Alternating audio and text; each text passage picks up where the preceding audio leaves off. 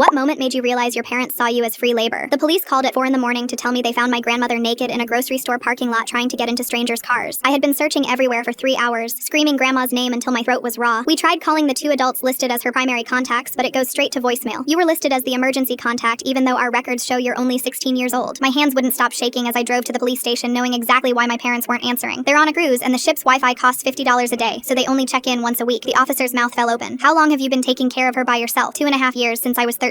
You've been her sole caregiver since you were 13? Family helps family. The officer sat down. Tell me about your typical day. I wake up at 5 to get her ready. What does that mean? I change her diaper, get her dressed. She fights me sometimes. He was writing everything down. Then what? Breakfast. I hide her pills in applesauce. Do you go to school? If she's having a good day? How many days have you missed? 43 this year. His pen stopped. You're failing school to change diapers? My face got hot. Someone has to do it. What about after school? I run home. She can't be alone more than 4 hours. Why not? Last time she turned on all the stove burners. Before that she drank bleach thinking it was milk. The officer put down his pen. When do you sleep? I don't really. She wakes up confused every hour. You haven't slept through the night in 2.5 years? That's when it hit me how tired I was. I guess not. The social worker arrived and started asking questions. When did you last see friends? I couldn't remember. When did you last go to school for a full week? I couldn't remember. What about your health? I started crying. My grades went from straight A's to failing. I can't sleep more than 2 hours at a time. Did you tell your parents this was too hard? They say I'm being dramatic when I complain, and that families who love each other make sacrifices for each other. That's when I broke down crying. She looked at me with pity and said, "You're 16 doing the job of a trained nurse while your parents take vacations. That's child abuse." My parents finally called back 12 hours later. I could hear drunk people laughing and music lasting when the officer put them on speaker so everyone could hear. "We don't need this drama right now." My father's voice was slurred and angry. "Sir, your mother was found naked and confused, and your minor daughter has been her sole caregiver for years." My father got louder. "That ungrateful little bitch lives in our house for free. All we ask is that she watches her grandmother while we finally enjoy the life we've earned." The social worker grabbed the phone. "She's 16 years old and missing school to provide full-time care for someone with advanced dementia." My mother's drunk screaming came next. "That selfish brat can't even do us this one favor without whining to the police like we're criminals." The social worker's voice was ice cold. "Changing adult diapers and managing violent dementia episodes aren't favors for a child to do." Then my father said the words that made everyone in the room gasp. "She can get out of our house and live on the streets. We're done supporting a selfish little bitch who can't even help her own family without crying to the cops about it." I felt like I couldn't breathe. The social worker asked if I had anywhere safe to go, and I remembered my cousin Diane who lived 3 hours away. She's been begging to help with grandma, but my parents said they didn't need charity from that side of the family. Diane screamed through the phone when the social worker called. "I knew they were using that kid as free labor. She drove all night to get me, but I was terrified to leave. What about grandma? She needs her pills. She'll be so scared without me." I was sobbing and couldn't stop. "Your grandmother needs professional care that a teenager can't provide. Your parents have 1 week to get back and arrange that for her. If they don't, they'll be charged with elder abuse and child neglect." I started panicking. "She won't understand where I went. She'll be scared." Diane hugged me while I sobbed. "Your grandmother needs professional help and you need to be a teenager." The choice was obvious, but it still hurt. Now that I live with Diane, I sleep 8 hours every night and my grades are back up to all A's. My parents called last week from their cruise to Alaska screaming about the $8,000 monthly cost. "We can't afford as many cruises now because you couldn't handle one simple responsibility." I replied, "Maybe if you hadn't spent my childhood on vacations, you'd have money for her care instead of expecting a 13-year-old to be your free nurse." They hung up and haven't called since.